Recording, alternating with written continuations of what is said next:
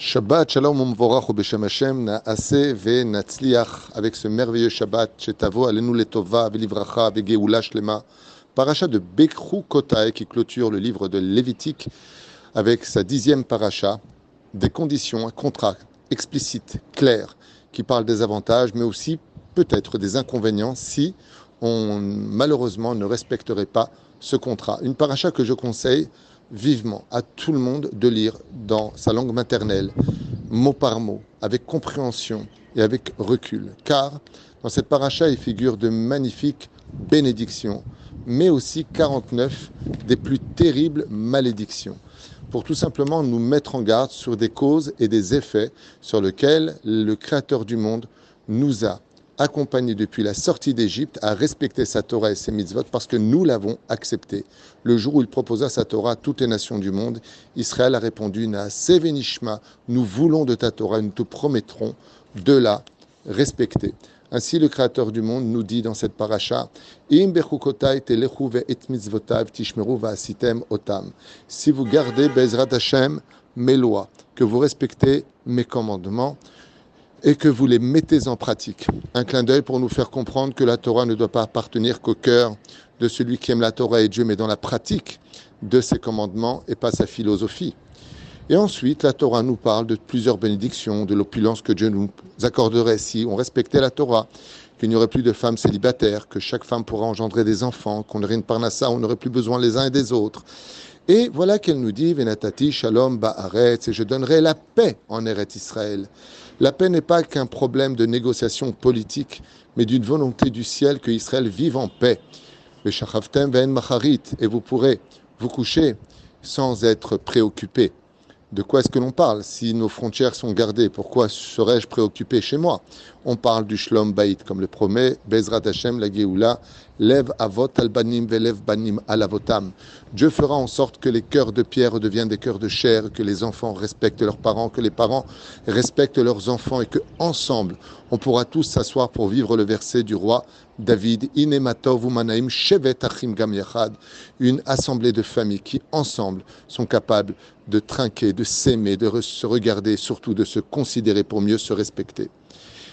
Rashi nous dit, si on revient un peu en arrière, Im bechukota et telechu, si vous suivez mes lois, Amelim batora, soyez Bezrat Hashem investis, quitte à être dans la souffrance, dans l'étude de la Torah.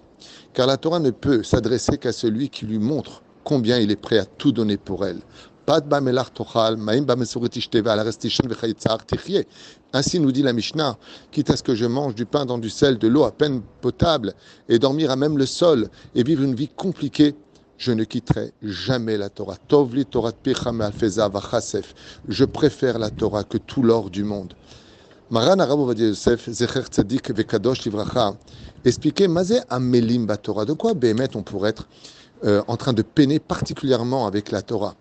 Réponse du Rav Ovadia dans l'éducation des enfants. Car en réalité, dans les 49 malédictions prescrites dans cette paracha se cachent des bénédictions. Toujours on trouvera de l'or ou des diamants dans la boue, dans la roche, dans les grottes les plus assombries par leur ambiance. Ainsi donc, quand on voit des malédictions, il peut s'y trouver en réalité de très belles choses. Et quel rapport avec l'éducation?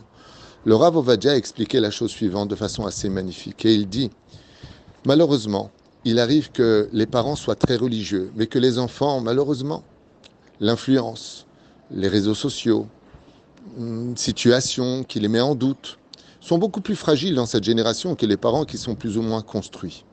Et donc, ils vont épouser une femme qui ne sera plus empreinte de crainte du ciel et dont la viande sera peut-être douteuse. Est-ce qu'elle sera halak, bet Yosef?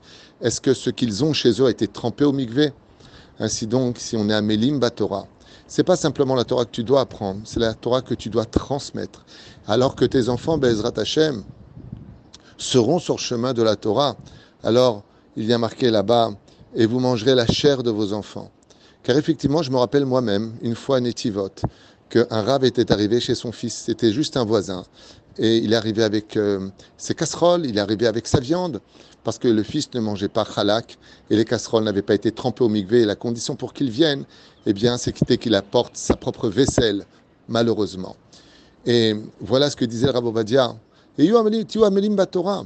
Soyez des gens qui soyez investis dans l'étude de la Torah, avec le sourire de la Torah, avec l'éducation de la Torah pour vos enfants, pour que vous puissiez manger la viande de vos enfants, non pas leur chair, chas v'shalom, qu'on les consomme eux-mêmes, mais que quand on ira chez eux, pratiquer cette hardout, ce shalom, la joie de se réunir en famille, eh bien on sait que la vaisselle de nos enfants a été trempée au mikvé, que leur viande est strictement cachère, qu'on peut manger les yeux fermés pour y vivre la bénédiction de la Torah, où le prophète Eliyahu rapportera Bezrat Hashem la Géoula finale.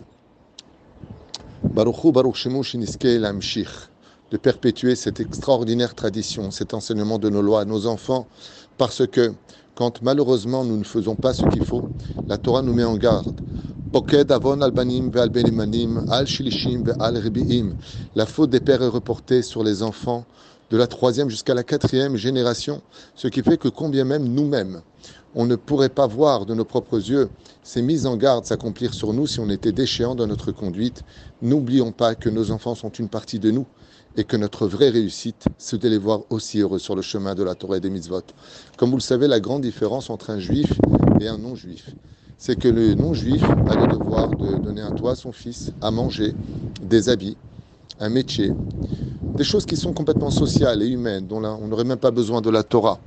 Mais un père juif se doit de l'emmener avec tout cela au monde futur, dans la fierté et la joie de dire « J'ai eu un fils dont Akadosh Baruch Hu peut être fier ».